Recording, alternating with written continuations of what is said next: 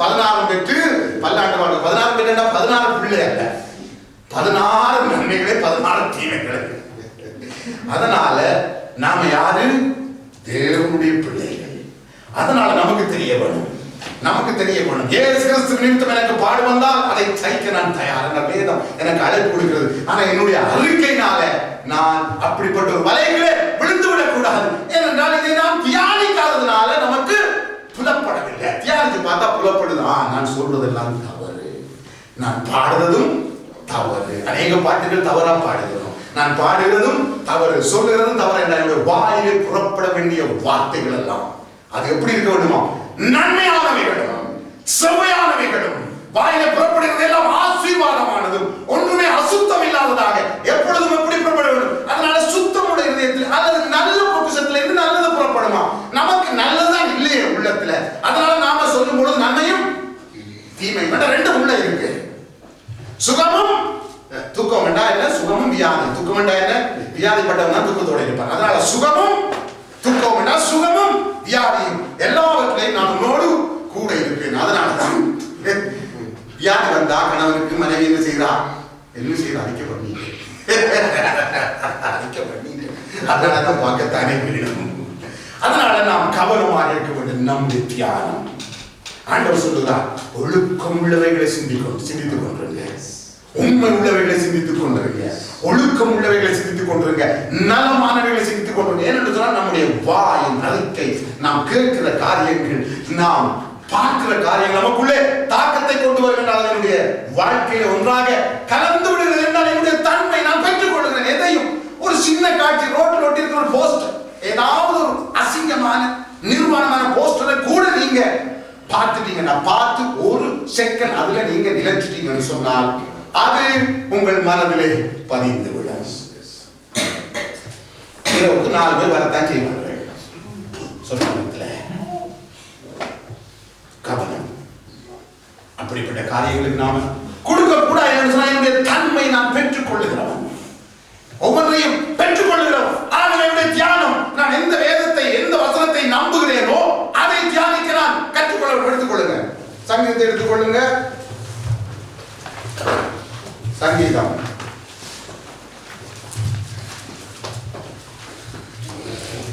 5வது அதிகாரம்.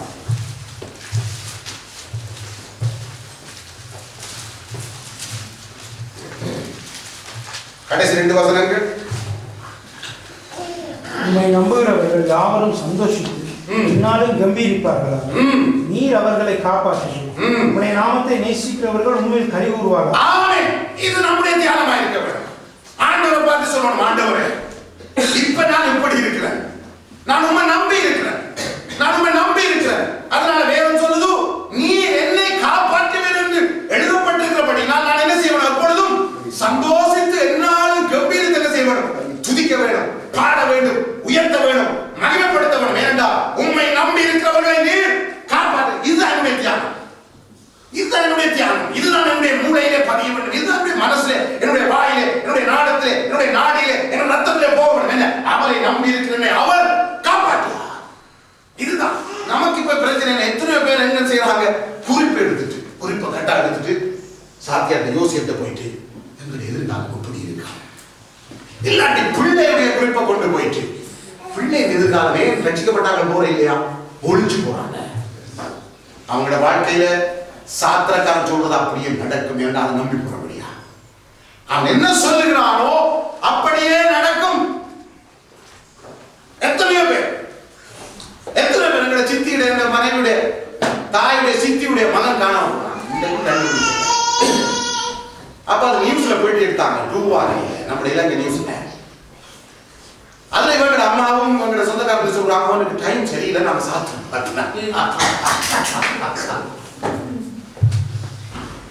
யார் இவங்க? ரட்சிக்கப்பட்டவங்க. அவங்க காணாம போனவங்க என்ன செய்தாங்க? எல்லாம் திருப்பி ஓடி ஜெபம் பண்ணி பார்த்துட்டு யார் கொண்டு போய் பார்த்தாங்க? நாங்க கொண்டு போய் விசாரிச்சோம். அவனுக்கு டைம் தெரியுது. என்னத்துல போகுது? டூபவாரி நியூஸ், இலங்கை நியூஸ்ல, ஸ்ரீலங்கா நியூஸ்ல போகுது. இதை பார்த்து உடனே எப்படி இருக்கிறவங்களுக்கு யோசிச்சு பாருங்க. நீங்க எல்லாம் யாரு? நாங்க சிறு வயதுல இருந்து நாங்கள் ஆதி முதல் கர்த்தரை அறிவோம். யோசிச்சு பாருங்க. இன்றைக்கு அவன் கண்ணு வைக்கல. நீங்க யார் இடத்துல போறீங்க? ஆண்டவர் கேட்டார், இஸ்ரவேலில் தேவன் இல்லை என்று சொல்லியா நீ அங்கே இருக்கிற இடத்துல போனாய். யார் இடத்துல போனாய்? இஸ்ரவேலில் தேவன் இல்லை என்றா போனாய். அதனால நீ சாவ. தேவன் அப்படி எதிர்பார்க்கிறவர். அநேக நேரம் நம்மிடத்தில் எதிர்பார்க்கிறவர். என்னால் முடியாத நீ போனாய். நான் ஜீவன் உள்ளவர் இல்லை என்று சொல்லியா நீ போனாய். நீ எங்க போனாய்? எந்த கட்டிடத்துல போனாய்? எந்த விக்கிரகத்துல போனாய்? எந்த யோசிக்காரத்துல போனாய்? அதனால எதிர்காலத்தை குறிச்ச பயத்தினால விசுவாசிகள் கூட இன்னைக்கு ஏன் தீர்க்கதரிசனத்தை உடைக்க தலையை கொடுக்குறாங்க தெரியுமா? ஏதாவது சொல்லட்டும், அவர் மரத்தை காண்கிறேன் சொல்ல, மரத்தை காண்கிறேன், மரத்தை கண்டா என்ன பிரயோஜனம்? அவர் ஏதாவது சொல்ல தர, மரத்தை காண்கிறேன், இல்லாட்டி மலையை காண்கிறேன். இன்னொருத்தருக்கு சொன்னாராம் பூக்களை காண்கிறேன்.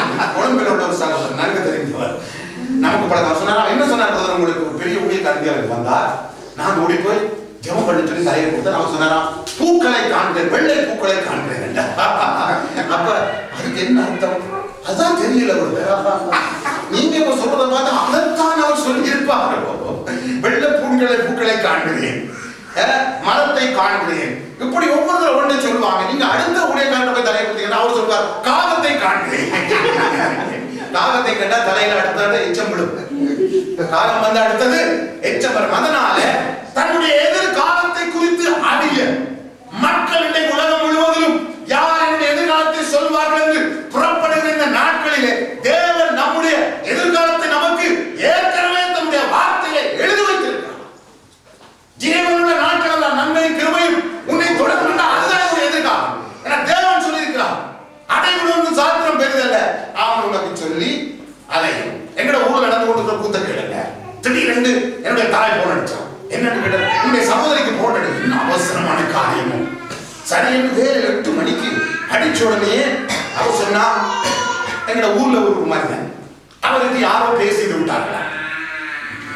அவர் அங்கெல்லாம் ஓடி பார்த்தா என்னுடைய தகப்பனிடத்துல வந்து, அவரும் ஒரு சாத்திரியார், அவரிடத்துல வந்து பார்த்தார். அவர் பார்த்தா என்னுடைய கேஸ் மோசம், இவன் நடுக்கிறான், சாக போறோம்.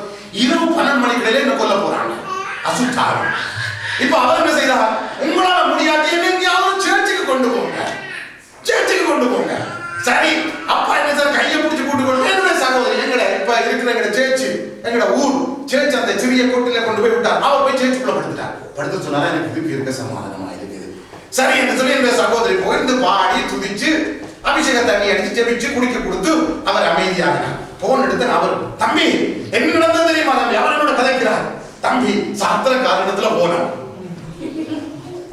சாத்திரக்காரத்துல போன புது வீடு கட்டி சாத்திரக்காரன் பெரிய வீடு கட்டி போனோம்.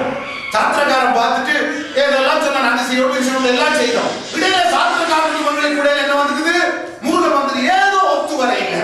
இப்பொழுது சாத்திரக்காரன், உங்களை நான் வாழ விட மாட்டேன், அண்டையில இருந்து அவர்கள் வேபி கொண்டே இருக்கிறார் எங்களால் வீட்டில் இருக்கேன்.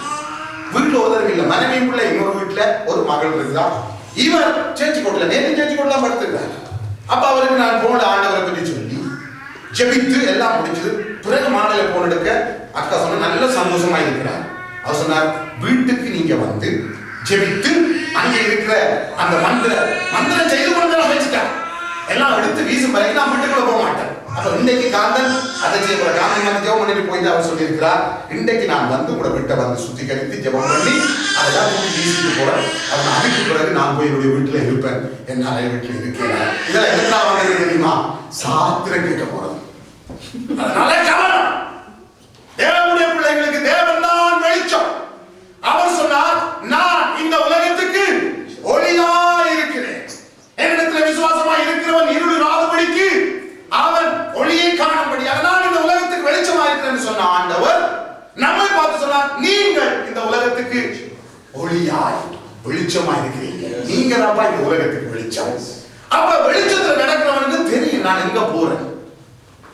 வேதம் சொல்லுகிறது 25ஆம் சங்கீதத்திலே, நமக்கு நேரம் இல்லாத வசனத்தை நான் எடுக்கவில்லை. தேவன் தமக்கு பயப்படுகிற மனிதனவரோ அவனுக்கு தாம் தெரிந்து கொள்ளும் வழியை போதிப்பார், வெளிப்படுத்தினார். தனக்கு பயப்படுகிற தன்னுடைய கட்டளைகளுக்கு கீழ்ப்படுகிற மனிதனவனோ அவனுக்கு அவர் வைத்திருக்கிற திட்டங்களை வெளிப்படுத்துவார். ஒரு வேளை வெளிப்படுத்தாமல் போனார், நாம சொல்ல வேண்டும், நான் யாரை கருத்து முடிச்சுக்கிறேன், அப்பா கருத்து முடிஞ்சிருக்கிறேன், அதனால அப்பா என்ன கூட்டிக் கொண்டு போறதுனால என்னை யாரும் ஒன்றும் செய்ய முடியாது.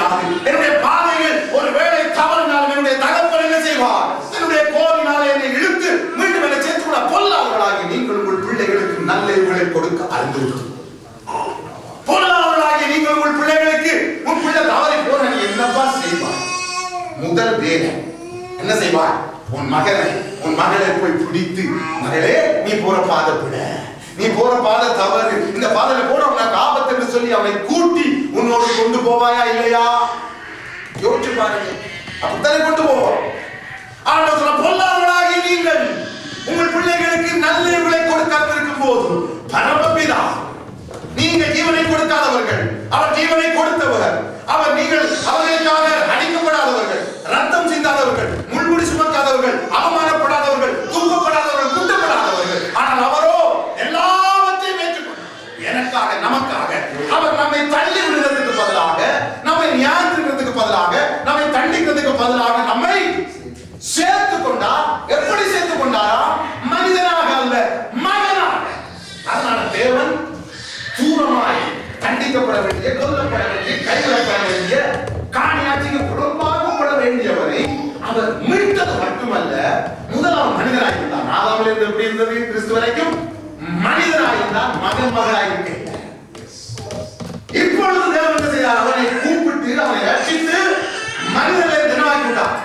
மகனாக, மகளாக, அப்பா நிலைக்கு உரிமையை கொடுத்ததுனால அவருக்கு பேர் நல்ல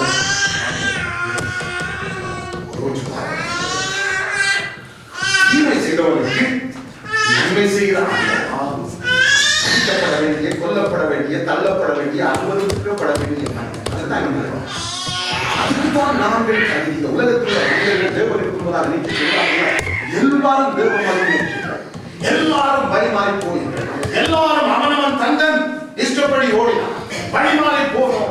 நம்மை அடிக்க வேண்டும், நம்மை தண்டிக்க வேண்டும், நம்மை குற்றப்படுத்த வேண்டும், அல்லது நம்மை அவர் வேதனைப்படுத்த வேண்டும். அதுக்கு அவர் தகுதியுடையவர், நாங்களும் அதுக்கு தகுதியுடையவர்கள். பெற்றுக்கொள்ள பாவம் செய்து அவரை விட்டு விலகிவிட்டோம். ஆனால் அதுக்கு பதிலாக அவர் தன்னை அடித்துக் கொண்டார், தன்னை குத்திக் கொண்டார், தன்னை வேதனைப்படுத்திக் கொண்டார், என்னை விடுதலையாக்கினார். விடுதலையாக்கினது மட்டுமல்ல, என்னை மனிதனாக விடாமல் நான் இருந்த நிலையை காட்டி